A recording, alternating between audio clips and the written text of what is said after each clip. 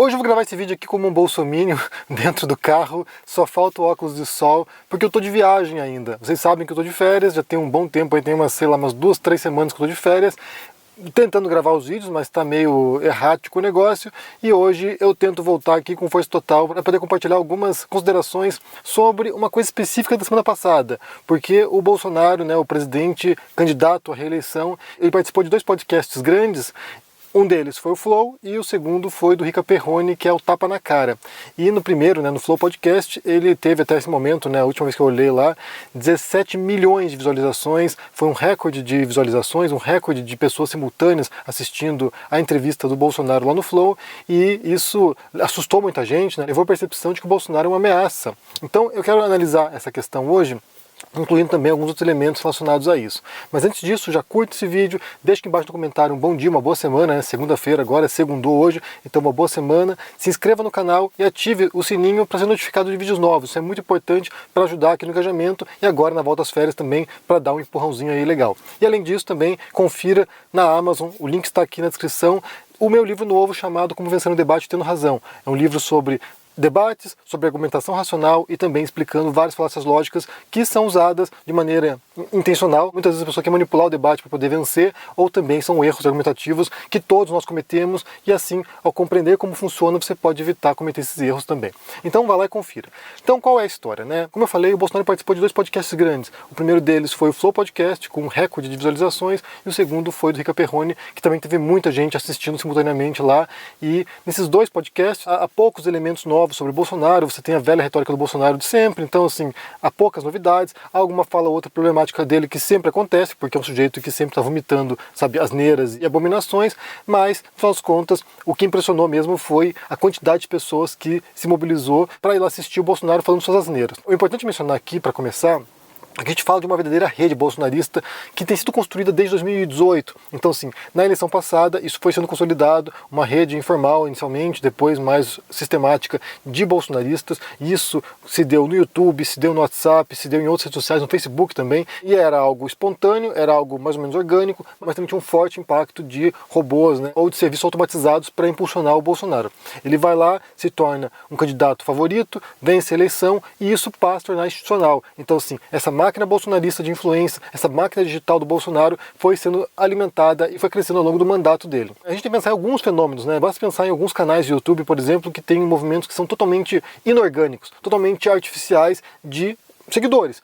Lembro do caso aqui do Lacombe, o Lacombe, o jornalista da Rede TV, que cria polêmicas ali porque avançou uma pauta conservadora na televisão, ele cria um canal no YouTube e em pouquíssimos dias estourou em visualizações e em número de inscritos, chegou a 1 milhão de inscritos. E logo em seguida, todo esse movimento, toda essa comoção em torno do Lacombe desapareceu e as visualizações dele caíram.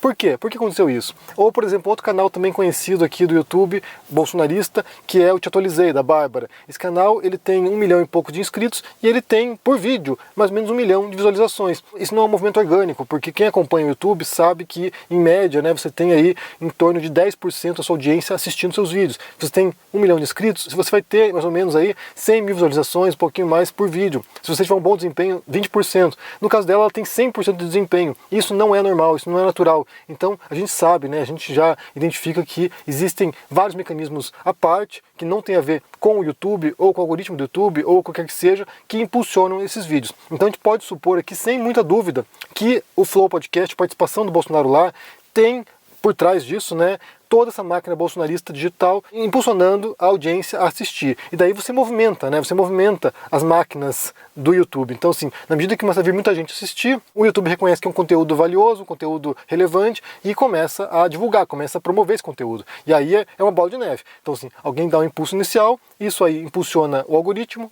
impulsiona o vídeo, as pessoas querem saber o que está acontecendo, outras pessoas vão assistir, e nesse caso do Flow Podcast, houve até cobertura da imprensa.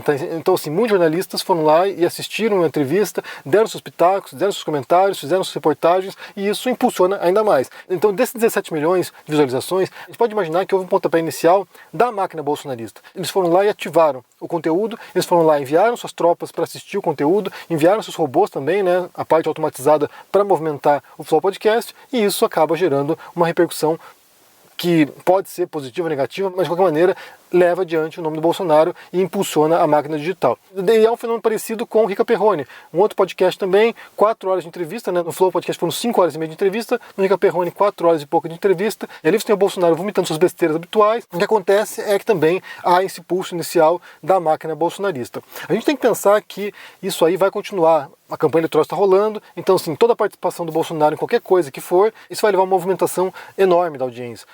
Bolsonaristas, grupos bolsonaristas impulsionando esse conteúdo para ativar e para dar visibilidade ao presidente e para dar visibilidade à campanha eleitoral do Bolsonaro. Até que ponto isso pode impactar nas eleições é difícil mensurar, eu acho que já não tem mais as condições que tinha em 2018, não me parece que a máquina digital dele tem o potencial de gerar uma comoção e uma onda bolsonarista como houve. A eleição pode até ser apertada, a gente pode até ver uma eleição aí que, sabe, leve ou dê margem à contestação. Pode acontecer isso, mas eu acho que tem poucas chances do Bolsonaro conseguir aquele impulso que ele teve em 2018, aquele frenesi, aquela histeria que houve no ano dele, porque agora você tem um candidato que é de peso mesmo, alguém com nome, alguém com histórico, que é o Lula. Então acho muito difícil que a gente veja algo parecido com 2018. Mas a máquina está trabalhando. Eles estão enviando engajamento, isso está gerando audiência, isso está gerando visibilidade para o Bolsonaro e ele tem crescido nas pesquisas, não diretamente relacionado aos podcasts, né? Não pode dizer que tem a ver com isso, mas certamente tem dado grande visibilidade para ele e ele vem falar suas coisas. E aí você percebe também um outro elemento, né, que é a falta,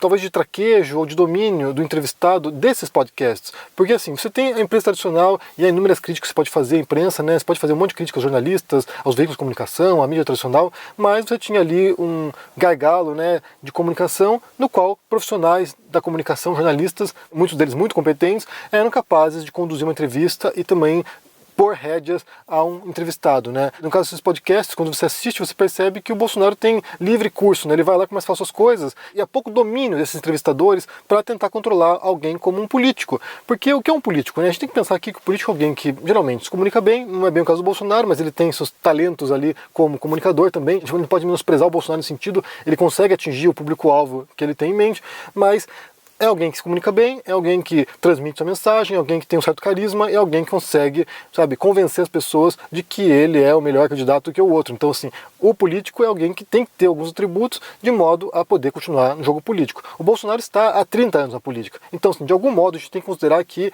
ele consegue atingir, ele consegue atravessar certas bolhas, consegue atingir sua audiência e consegue falar com esse público. Então, quando você tem um político nesse tipo de espaço, com pouco controle, com pouca intermediação do moderador, né, do jornalista nesse caso, ele vai falar o que ele quiser. Ele fala o que ele quiser e ali você tem 4 horas e meia, 5 horas e meia de alguém como Bolsonaro falando toda sorte de maluquices, de doidices dele, sem qualquer tipo de intervenção que possa puxar a entrevista no sentido de, olha só, calma aí, aqui essa denúncia saiu em tal jornal, saiu em tal local, você falou uma coisa que não corresponde à realidade. Porque a dinâmica do podcast, via de regra, né, é uma dinâmica de conversa de bar. Então, me parece que nesse sentido os políticos vão se aproveitar disso. Suponho que o Lula, se for pro Flow Podcast, por exemplo, ele também vai dominar o ambiente ali e vai conseguir dar um laço no Igor e falar também por horas ali, sem muita intervenção, sem muita interrupção ou sem muito controle. Porque os políticos têm essa capacidade de comunicação, ou deveriam ter, né? A gente espera que sejam capazes de transmitir aquilo que eles pensam.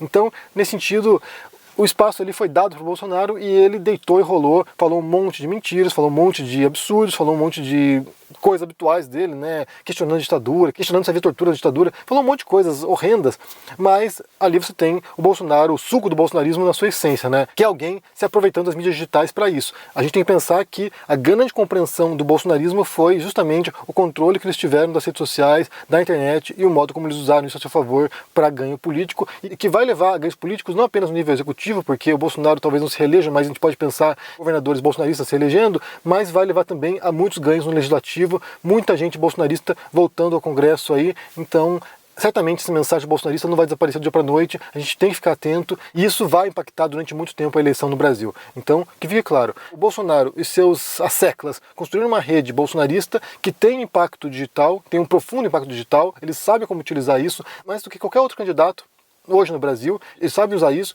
e eles estão usando essa máquina para impulsionar conteúdo tanto no YouTube, quanto em outras redes sociais, quanto agora nesses podcasts. E isso vai distorcer a percepção e dar a impressão para as pessoas que o Bolsonaro é muito mais popular do que realmente é. Há uma grande rejeição ao Bolsonaro hoje, que pode estar mudando um pouquinho essa percepção, mas o que eu perceba tem pouca chance de ganhar a eleição. Eu quero saber o que vocês pensam sobre essa história dos podcasts agora, né, a participação do Bolsonaro nos podcasts, se você assistiu, o que você achou disso e como você percebeu essa movimentação, né, artificial, porque é o que tudo indica, artificial, para impulsionar esses conteúdos de modo a dar visibilidade ao Bolsonaro.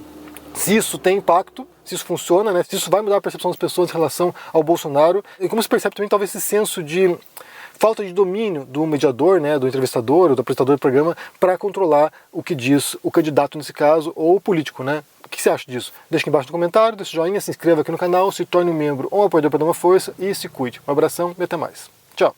E aí, meus queridos amigos e amigas do Henri Bugalho, eu sou Eduardo Moreira e tenho uma novidade para vocês. Agora, no dia 18 de agosto, às 8 horas da noite, no horário de Brasília, o Gessé Souza, o reitor, né, aqui do ICL e também um dos maiores intelectuais do Brasil e do mundo, vai lançar seu novo livro, A Herança do Golpe. E ele vai dar uma aula pra gente sobre o conteúdo desse livro, que é bombástico. Para você não perder esse lançamento, é só você se inscrever no link aqui em cima ou aqui embaixo e participar gratuitamente. Se inscreve agora e chame seus amigos e amigas para participar também. Até lá!